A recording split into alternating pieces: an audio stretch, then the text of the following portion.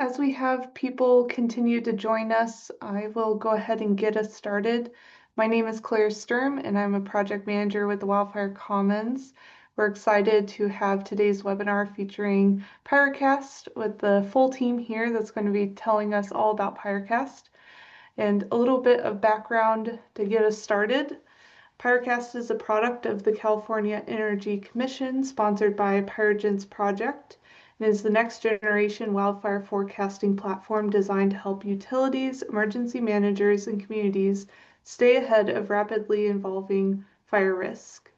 Built upon transparent, peer-reviewed science and public mission-driven ethos, PyreCast helps deliver predictive, actionable insights through state-of-the-art fire behavior models, ignition forecasts, and real-time fuel and weather data. And we're excited to hear more about PyreCast from Shane and the team, and I'll hand it over to Shane. Great, and thank you everybody for joining us today. I'm Shane Romsis. I'm a research scientist at Spatial Informatics Group, and I'm also a member of the PyreCast LLC team, help to manage some of the operations related to the program. And I just wanted to extend a special thanks to the Wildfire Commons for hosting this webinar. And we also, as Claire kind of mentioned, that we definitely want to recognize and thank some of our primary funders for our work on PyreCast, including the California Energy Commission's Electric Program Investment Charge Program, which has funded the PyroGens project and is funding a new project that we're just getting kicked off. So that we basically, with that one, we're going to be identifying use cases and further developing features useful for the platform users. Also want to recognize the USDA National Institute for Food and Agriculture Small Business and Innovation Research Grant, or SBIR. This is a grant that's assisting with supporting additional research related to PyreCast, as well as helping us work towards commercialization of the platform itself. So I'm just going to move along here. So as wildfire season becomes longer, more severe, and increasingly unpredictable, organizations need a more timely, actionable intelligence that can support operational decision-making and public safety. PyreCast was developed to meet this need by combining open wildfire science, weather forecasting, fuels data, and fire behavior modeling within an intuitive web-based platform. PyreCast is a web-based wildfire situational awareness and forecasting platform designed to help utilities, emergency managers, insurers, and other decision makers better understand and prepare for wildfire risk. I'm going to hand this off in a second, but during Chris's presentation or demonstration this morning, he will provide an overview on PyreCast's core capabilities, including the active fire forecasting tool, the fire weather forecasting tool, wildfire risk and hazard assessment tool, and other interactive mapping tools such as the PSPS tool, as well as the fuel viewing tool.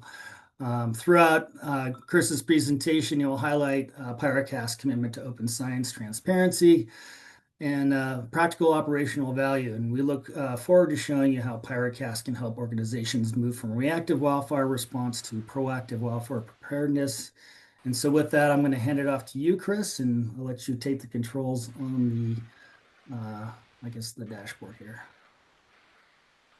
Okay, I just sent a request to share, so I think Claire has to approve me.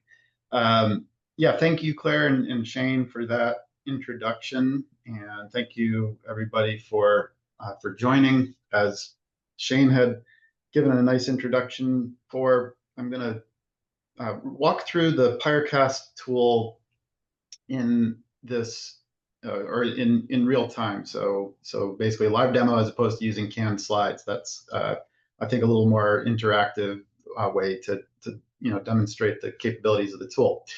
So the URL for PyreCast is pyrecast.org. Pyre is P-Y-R-E, like funeral pyre. And once you put that into your web browser or your mobile device, you'll see a map that looks like this.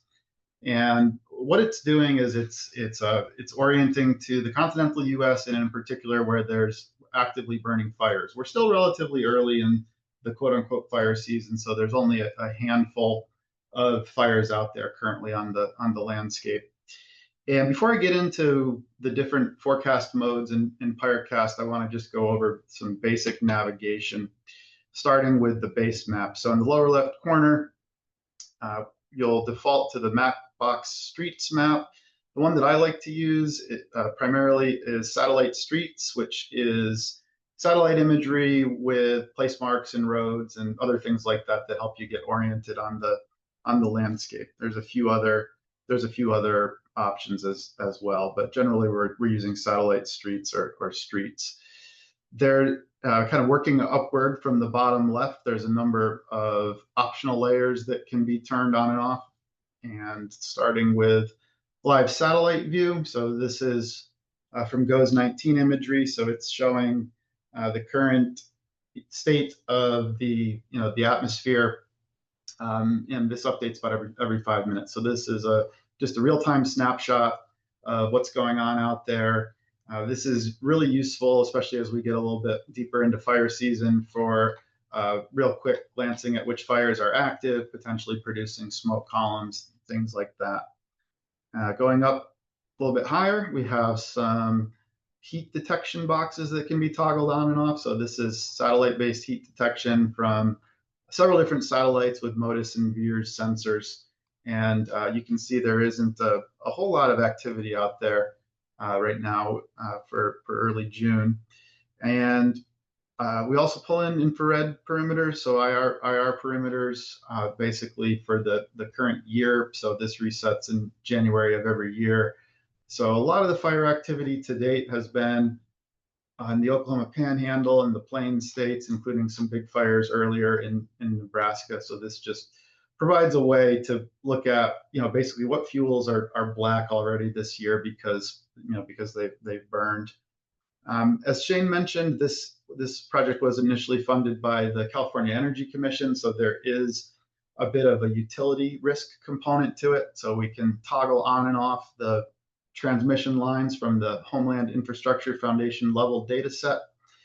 And today I'm focusing primarily on the public-facing aspects of PyreCast, but I just want to point out that there is an authenticated user role. If I were to go up here into the upper right corner and click sign in, I could sign in as a utility where, in addition to the publicly available transmission line data, their assets are in there, and that's used for basically for risk modeling for PSPS purposes. I'll talk about this a little bit later, but essentially lighting fires under power lines and modeling their spread to help inform operational decisions up to and including PSPS.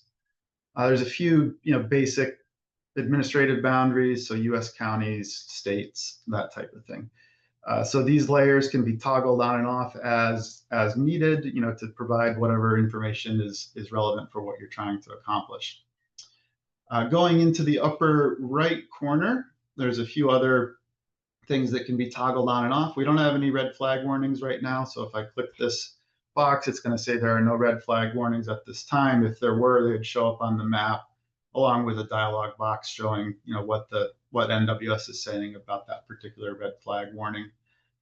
Fire history, there's about a 20-year rolling archive of fire history on the landscape. To turn that on, you can select this little clock icon, and that will then show the fire history with some basic information, which is basically the name of the fire and the number of acres burned. So this is useful for just looking at past fire occurrence on the landscape. I'm gonna turn that off, and then sometimes you want to be able to scale off distances, maybe from a fire to some structures or a transmission line or something like that. So you can select this distance tool here to get distance between points. So that's about 27 miles between those 2 points there. This, by default, when you land here, it's going to be a 2D overhead view. If we wanted to go into 3D, you can enable 3D terrain by selecting this button in the lower right corner. That then allows you to manipulate the map and spin it and move it around, zoom in, look at mountain ranges and things like that. And this can be really helpful when maybe there's some incoming fire weather and you want to better understand the influence of topography as far as how it's affecting, acceleration over ridges or decelerations on the lee side, or maybe if there's downsloping winds, acceleration of wind speed and things like that. And so to get back to the 2D overhead view, just click that 3D button again. So that's the basic navigation. It should be fairly intuitive, for anybody that's used similar web maps or Google Earth, that type of thing. But where the before I get to the forecast, one of the things I want to show is the integration of camera feeds with PyreCast. So if you select this camera icon in the upper right, what it'll do is show these cameras, and different cameras can be selected. I like to use this one right here to kind of show how this works. So this is on the northeast side of Lake Tahoe. It's looking south, right along the east edge of Lake Tahoe, and we can put the map into 3D view and basically orient the view in the same view as the camera. So I just clicked this binocular icon here, and then what that does is orients the map pretty close to where the camera is looking. Sometimes you have to kind of dial it in a little bit, but what you can see here is here's Highway 28 through Incline Village. That's right down here. Here's Lake Tahoe. Here's a peninsula on the east side, and then here's the mountains off in the distance with still some snow up high. It's been a lower than average snow year, but there still is a little bit of snowpack up high. So this is really useful particularly for the case of ongoing fires or active fires, where you want to maybe at the same time you're looking at a camera, pull in an active fire forecast to see it.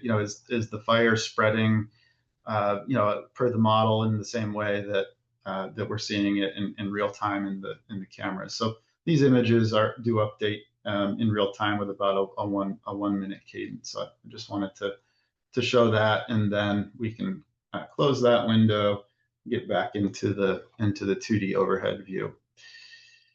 The kind of the meat of PyreCast is up here at the top. We landed on the active fires tab. I'm actually going to start with weather, so I'm going to select weather here, and what that does is displays geospatially forecasts and several different variables from different forecast models.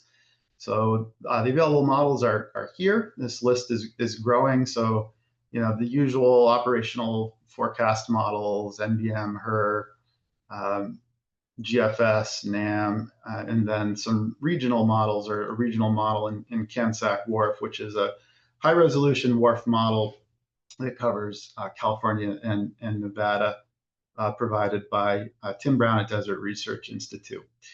And one of the things that's nice about this application is it's a little more interactive than things like Weather Bell. So if I were to select the point information tool in the upper right, what I can do is drop a pin at any point on the map, and it's going to make a time series of whatever quantity is currently being shown geospatially or graphically, and we can drag that out. So here we're looking at, in this case, a relative humidity forecast for this particular point in the Eastern Sierra.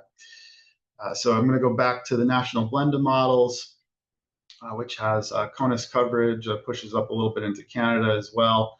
And there isn't any significant fire weather patterns in the forecast, but just to show one hot spot, I was looking at this before. I'm going to flip over to, I'm going to go to wind gust.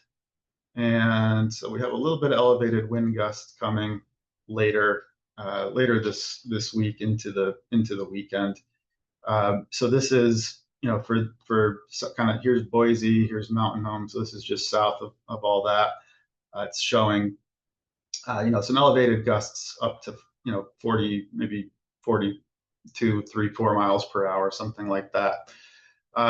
That's just wind. The wind is an important part of fire, but without relative humidity and temperature and actually fuel moisture, might not be a concern from a fire weather standpoint. So we can see here that's going to be concurrent with, about 20, maybe 25% relative humidity.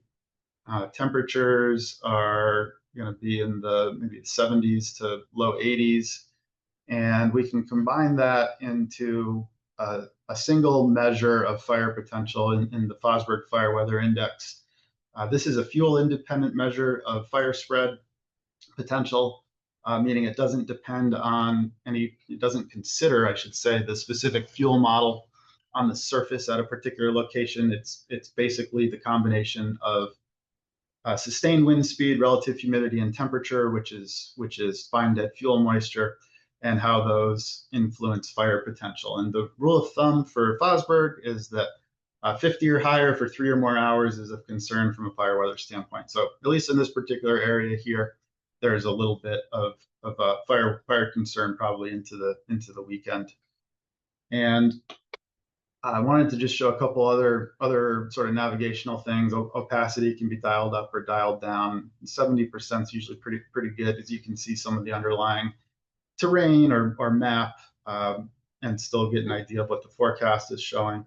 And for layers that are time aware, which is all the forecast layers, all the active fire layers, the risk data that I'm going to get to in a bit, you can basically animate this with I've been using this time slider here, but there are basic controls that will show how things are varying in time. So I just hit play, and now it's playing out basically how the Fosberg Fire Weather Index is changing geospatially, across the landscape. So time aware layers, it can either be dialed in this way with the slider, or using the play and fast forward buttons, things like that. So that's at a high level the fire weather considerations. There's a few other things that are sort of fire specific. So this is firebrand ignition probability. So this is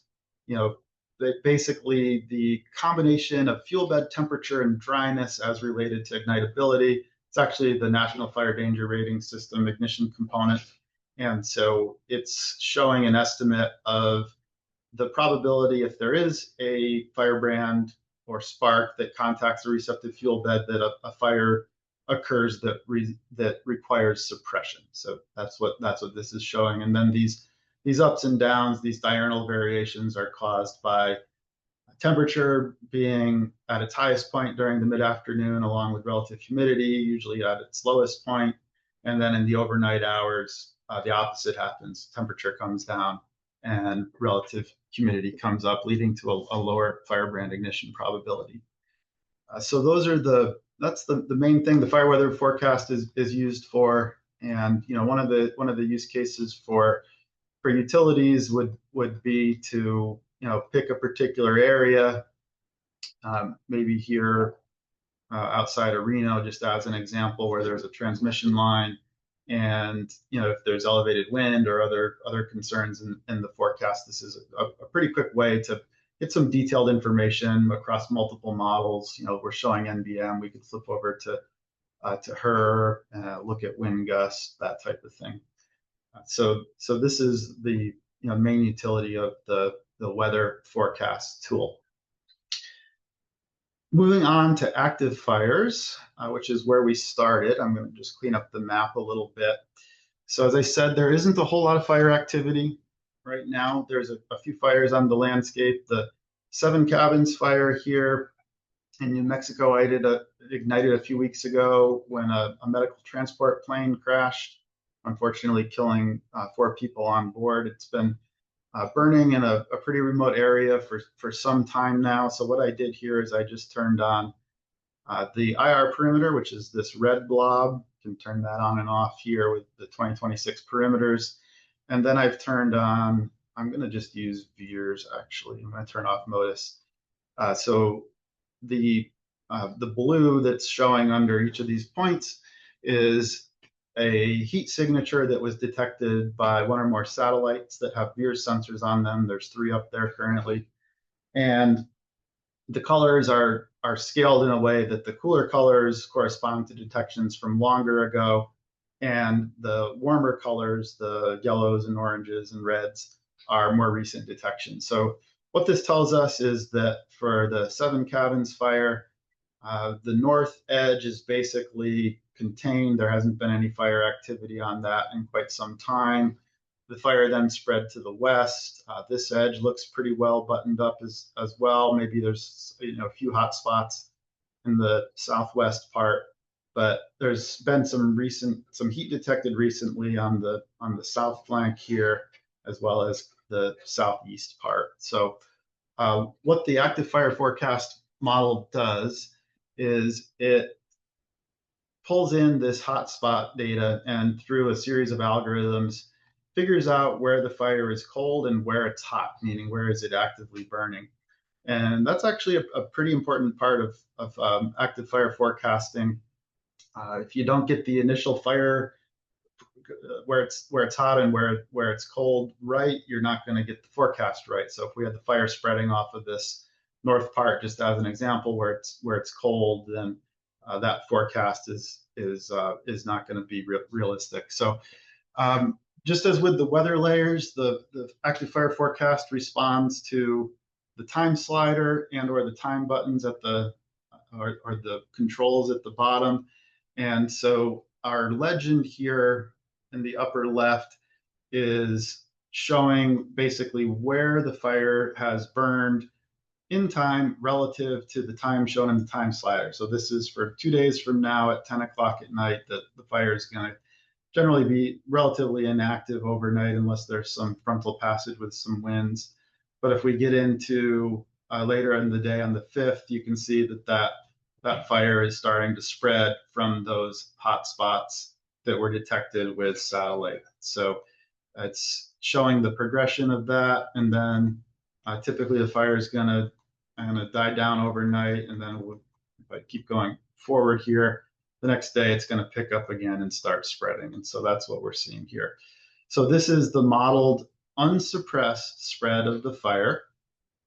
And one of the things that's maybe unique to this PyreCast forecast is that these are ensemble forecasts, just the way that weather models have ensemble forecasts. The fire spread forecasts are all ensemble. So 100 ensemble members are run, and only a small subset of those are actually selected for display here. So under the predicted fire size, if we were to go down to the smallest or the 10th percentile, that's the 10th percentile ensemble member. If we were to go up to the 90th, that's the 90th percentile ensemble member. It's a little bit bigger. And this is useful for calibration purposes. So if you're seeing a consistent over prediction or under prediction from the median or the 50th percentile, you might want to select one of the other percentiles that are available. So if we under predict spread on Monday, there's a good chance we might also under predict spread on Tuesday. So instead of the 50th, we might want to go up to the 70th or the 90th percentile. So those are the main outputs from the fire spread forecast. There are some other things that may be of interest. So crown fire type. So this is showing areas that burned as in the lightest color surface fire. The intermediate orange color is passive crown fire, and then the few little dark red blips in there are active crown fire. And if we're to go to flame length, this is showing the modeled flame length. It's generally low, except in the areas where there is some crown fire, and then also spread rate. So those are the main quantities that are available. We usually are looking primarily at the forecasted fire location, which is showing where the fire is active relative to the time in the slider here. So these forecasts update not on a regular cadence, but as heat is detected on them. So that heat could be from satellites, the VIIRS satellites in particular. It could be from FireGuard, and it could be from infrared fire detections, basically overflights. So all of that data is pulled in, goes into the algorithm to figure out where the fire edge is hot and where it's cold, and then new forecasts will be issued on that cadence. So in some cases, we might be getting several forecasts per day for a fire if it's actively spreading. In other cases, for fires that are slowly spreading or have had suppression actions taken on them, we might not get a forecast even once per day. It might be every other day or something like that. Now, if I go here and I select all active fires, it's going to zoom us out and show us the fires that are ongoing. Right now we have I don't know, a half dozen or so. If we were to come back and look at this in probably late August into early July, instead of 5 or 6 fires, there's going to be 70 or 80 fires. So in the last few fire seasons, the number of fires has reached a peak in late August into early September. And last year, there was about 120 fires that were actively being modeled each day. And for each of those fires, there's several forecasts per day. So the system was churning out several hundred automated fire forecasts per day, kind of at the peak of the 2025 fire season. One thing that's a new development for this year is integration of these forecasts with Watch Duty. I'm going to flip over to Watch Duty that I have teed up here, which I think everybody's probably familiar with. And PyreCast is primarily an extended attack forecast system. We don't add fires in general until they're above 10 acres. So for all those sub 10 acre fires, which is the vast majority of fires, they're not going to be in PyreCast. However, we do model the ignitions that come in from Watch Duty and push those to Watch Duty for initial attack forecast. So I was just taking a look before the webinar. Here's the Blue Springs fire that came in from Watch Duty about an hour ago, and this is not available in the free version. But if you have the pro version, which is like $100 a year, and you go to the info tab, you'll see forecasts from PyreCast as well as in California from Wildfire. And we're not looking in California right now. So we don't have a Wildfire forecast, but we do have a PyreCast forecast. So the navigation in Watch Duty is pretty similar to PyreCast in that there's a time slider here. These are really meant to be short range forecasts. So this goes out to 5 hours, but this is showing the model progression or spread of, in this case, the Blue Springs fire in Utah, just kind of northeast of St. George. So let's see. So this came in about an hour ago. Forecast was available about an hour ago. The latency from the time that an ignition point is received from Watch Duty until the forecast is available is typically around 10 minutes. So that's how long it takes to get the detection information in, pull in the fuel and weather data, run 100 ensemble member fire forecast. The Watch Duty is showing the 50th percentile or the median projection, and then push that to Watch Duty, and they then ingest that into their system. So latency is pretty good as far as the time that it takes from when a fire is detected until it's available in Watch Duty. The forecasts in PyreCast are, they go out to 7 days. We don't have great faith in the forecasts after a few days because there's so many things that can change and accumulating errors and so on and so forth. So the same fires that are in Watch Duty will be in PyreCast once they hit 10 acres. And then there's a little bit more information here, and that the forecast is longer duration. And then there's also additional quantities such as flame length, spread rate, ground fire type, that type of thing. So the main utility of this, for not to use a bad pun, for utilities, is encroachment on lines. So encroachment policies, meaning when an actively burning fire may impact transmission or distribution lines, has become a big thing in the last few years.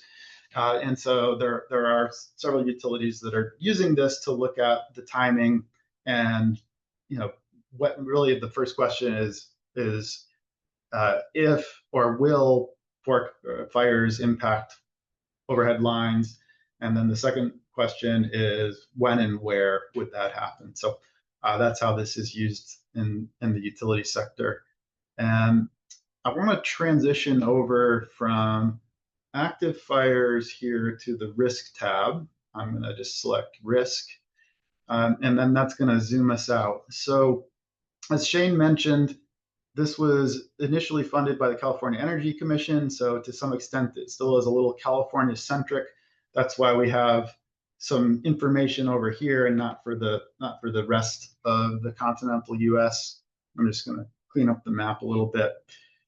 And so what this is doing is igniting fires across California under future forecasted conditions. So we get more fires as things dry out, as fuel moistures drop and temperatures come up, and we get less fires when live fuels are green or relative humidity is up, temperature is down.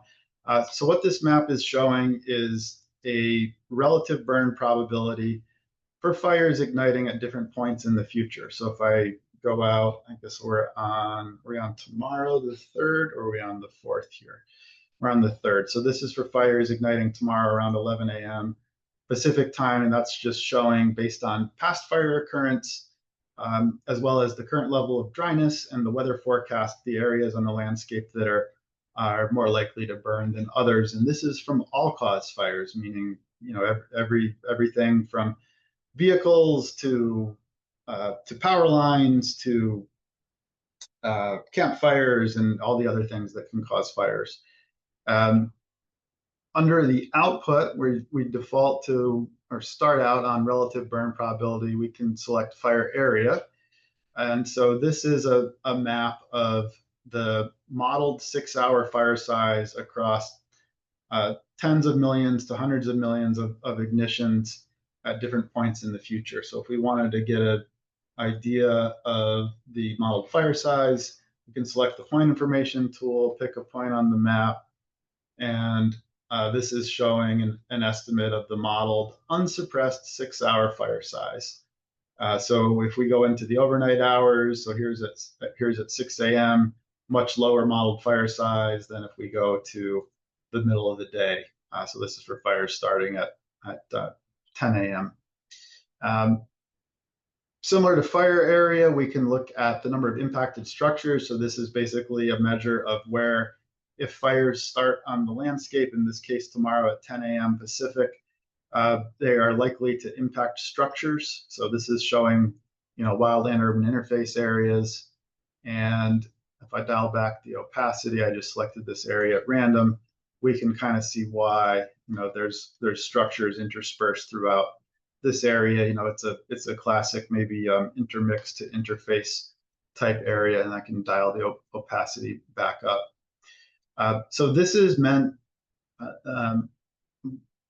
to forecast risk to the grid. That was a big thing under the California Energy Commission project, was to have tools that can forecast for fires starting at points in the future where they're more likely to impact the grid. So we could overlay in this case the transmission line, overhead transmission lines with this information. There is also a lot of interest in risk from the grid, as a lot of large loss fires in recent years have been caused by power lines. And so the second ignition pattern in the public-facing user role, meaning non-authenticated user role, is from publicly available transmission lines. So this is showing, I was on impacted structures when I came over here. So this is showing the number of impacted structures. We can also show fire area. So this is basically for fires starting under lines. I've selected tomorrow at 10 a.m. This is showing the modeled 6-hour fire size as a function of time into the future. So this is really, if there is a fire, could it get big? It's hot and dry and windy in a lot of places. And then if we were to go over to impacted structures, this is showing where if a fire does start, it has the potential to impact structures. So here's a little hot spot just outside of Susanville.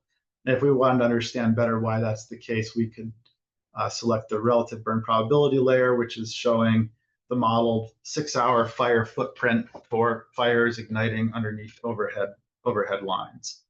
And as with the active fire layers, these are all time aware, so we can move forward or backward in time, or just hit play and see how that changes over time. I'm focusing really on the public or the unauthenticated user role here currently, but Utility customers have access to these same forecasts once they've signed in over here in the upper right from proprietary assets or utility-owned assets, not just this public transmission line data. And the authenticated users also have access to proprietary weather forecasts, so ECMWF or the Euro weather model, as well as the any internal wharf runs or kind of regional forecasts that they have access to. They also have the ability to ignite fires at different locations and times on the landscape. So a match drop tool, basically. You can drop a pin, put a fire on the landscape at a particular time, and see how big it would get, and it shows up for the user in the active fires forecast for that particular user only. So that's the risk tab. This is really meant to help inform in the utility caused fire modeling, meant to inform PSPS if there is high winds. Just as an example, if there is a fire, would it spread toward structures or away from structures? That may be an important consideration for deciding if and when and where to execute a PSPS to reduce the probability of fire ignition and spread. Let's see, I want to, getting close to being done here, but I want to save some time for questions. So I want to flip over to the fuels tab real quick. So we do a lot of fire behavior modeling here for the risk modeling, as well as for the active fire forecasting. So the fuels that drive that are of course an important part of that. And so just the way that we can query weather models, we can query the fuels tab to identify what the fire is, or sorry, what the fuel is. So there, where I selected is timber understory 5, which is high load conifer litter with shrub understory, moderate spread rate, moderate flame length, and so the entire history of land fire fuels is in here, so we can go back all the way to the beginning of land fire. There's a few other fuels data sets available as well, including the 10-meter fuels from Salo Sciences, now Planet Labs, as well as some other fuel products in here. So we're looking at surface fuel model. We can also look at there's canopy layers that are relevant for fire modeling. So this, as I show here, is the canopy cover, and where I happen to have dropped that pin, it's about 45%. And go to canopy bulk density or crown bulk density, just as another example. So it's 0.08 right there. And we do also have, I think I've got it flipped down here, and so basic, topography information is in here as well. So where I dropped that pin, it's 8% slope, and then that's what the slope raster looks like in that particular area. So this can be helpful if there is a fire on the landscape. You want to understand the fuels in the area, at least how they're mapped in land fire, or some of the other fuel products, or what the slope is. It's fully interactive and pretty easy to just click a particular location on the map and get an idea of whatever quantity of interest you're looking in. Sometimes going into that that 3D or that overhead, that 3D view provides some additional context as well. So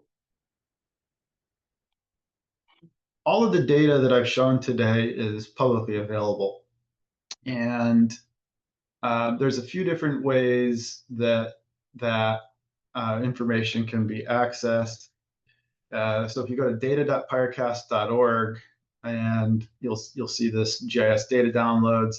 If you were to dip into the fire spread forecast, it's going to bring you to a web server, and this can be scraped with scripts or manually downloaded. But I showed the 7 cabins fire earlier, so here's all the GIS data for that forecast. So we showed flame length and spread rate, the hours since burn, which is the fire front visualization. So all the rasters for those different quantities are in here. So these can be downloaded, saved for later analysis, or used for internal products and things like that. So that doesn't apply just to the fire spread forecast that I'm showing here, but also fire risk forecast data. This is the all-cause fire ignition pattern. This is the transmission line ignition pattern. So that data becomes available here in real time as it becomes available and posted to PyreCast. There are also APIs that can be used to pull in pre-styled layers. So this is shasta.pyrogens.org, and the way that this is done is if you select this here, so WMS is Web Map Service. This is pre-styled layers. I would just select this. I'd go copy the download link. I could then paste that into my GIS platform of choice, whether it's Esri or QGIS or something else. And that provides the same layers that are shown in PyreCast. It provides access to those in internal GIS for the purposes of making maps and things like that. So we do our best to disseminate the data as broadly and as publicly as possible through a couple different ways, through the web server as well as the usual API endpoints that can be used to pull this data into other applications. So those were the main things I wanted to cover. Shane, if I missed anything or if there's anything I should go over, let me know. Otherwise, I think we'll just pause here and see if there's any questions or comments. Thank you. Thank you, Chris. We do have one question while we're on you from Tiff. Could you please provide a link for utility consumer fire prone areas? And if there's additional clarification there, I'm happy to make sure that we ask those questions. Yeah, sure. A little additional context would be helpful. What is meant by utility fire prone areas? I mean, I think I know what it means, but Are we asking about the tier zones, like for California, like that kind of stuff? Is that, yeah, I guess I'm trying to get at that. Yeah.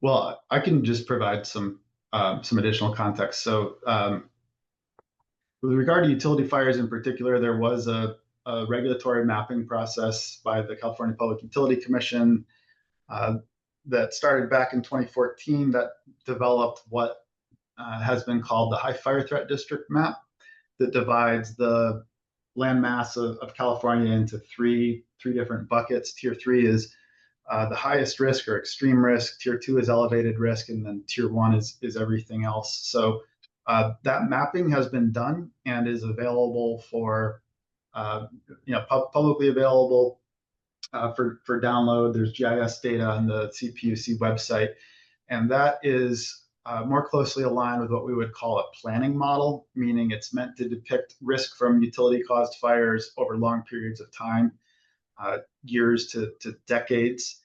And what PyreCast does is it forecasts risk over the next 5 days. So it's taking the weather forecast data along with fuels and so on, and saying for the current state of the fuels at this location on the landscape, as well as the weather forecast, do the lines represent a risk to, could be having a big fire or to impacting structures at a particular location and time. So there's, in the utility risk modeling world, there's really two basic modes or time scales for quantifying risk. One would be the first one that I mentioned, which would be the CPC High Fire Threat District map, which is over long periods of time. And then the second would be an operational model like the PyreCast utility ignition, which is showing risk under forecasted weather conditions in the short term. So I hope that's helpful and answers the question. Great. Thank you very much, Chris.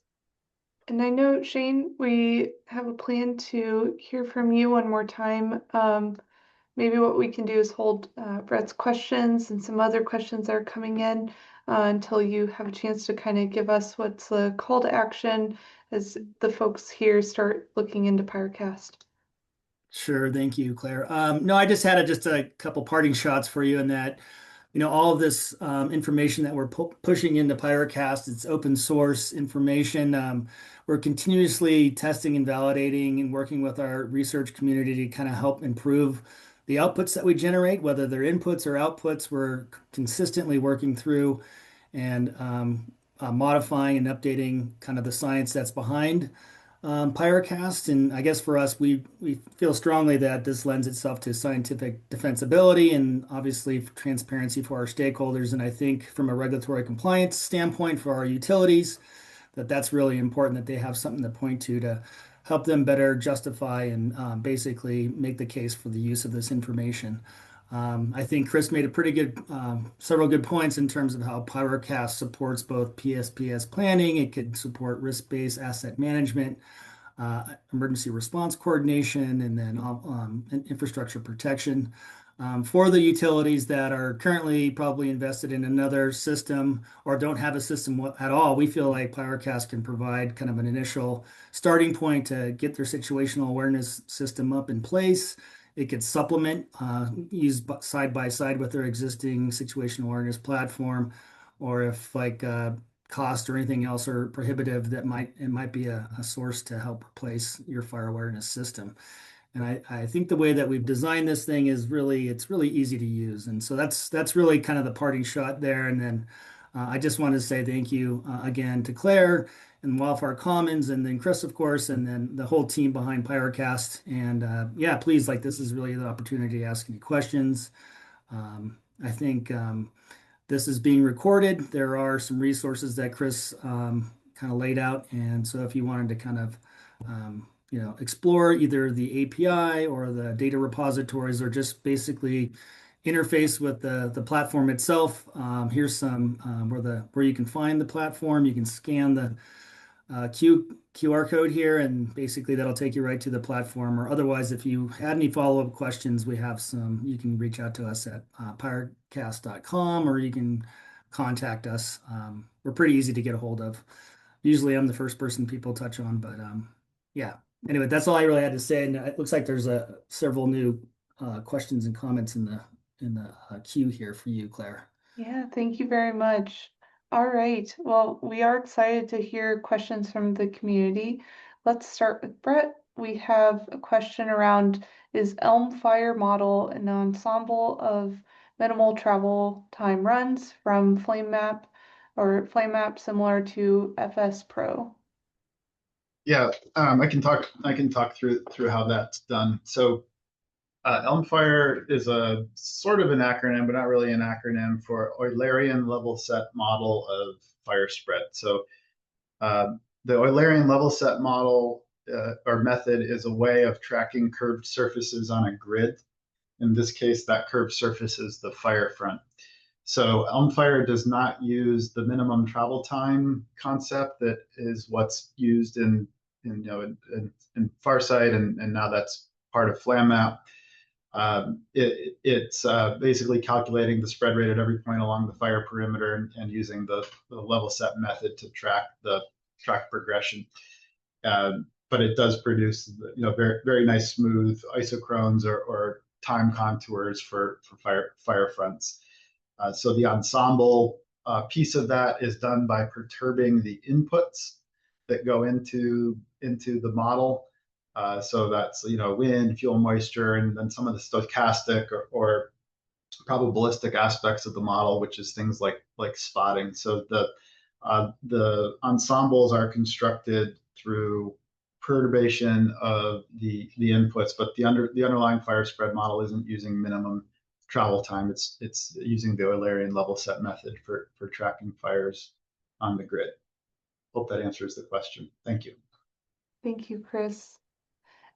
And we do have some interest from the chat for connection as well, so hope that folks are able to connect with the PyreCast team afterwards. Looks like Brett got his question answered, which is great. Let's go to Duarte, who has a question on, would you like to think to extend this forecast models to other countries? And then questioning what would be feasible in long-term course as long as the right accurate input data is available. Yeah, sure. That's a great question. So currently, PyreCast is active for fire forecasting in the continental United States and Alaska. So no Hawaii or insular areas just yet. So it's currently CONUS and Alaska.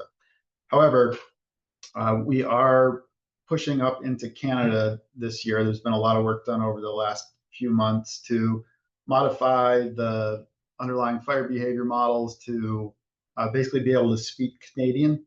In other words, use their fuels in their modeling system.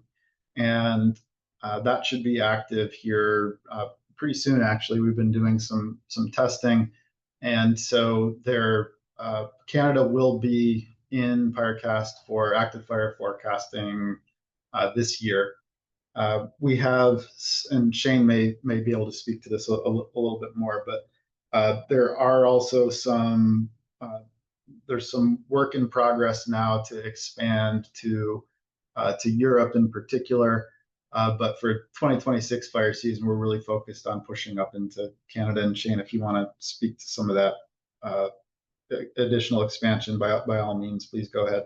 Yeah, no, that's a good question. So yeah, we are working towards basically developing the input data sets and everything else for mostly Southern Europe. We are working on an active proposal right now to kind of get that rolling. So yeah, I think you're right on in terms of timeline, Chris. So that's probably something that's probably another year out before we stand up in Europe. And I guess it would be the northern portion of Africa as well, the Morocco area. Well, thank you, everybody. Really appreciate your time and attendance. Yeah, Yeah. thank you so much for joining us.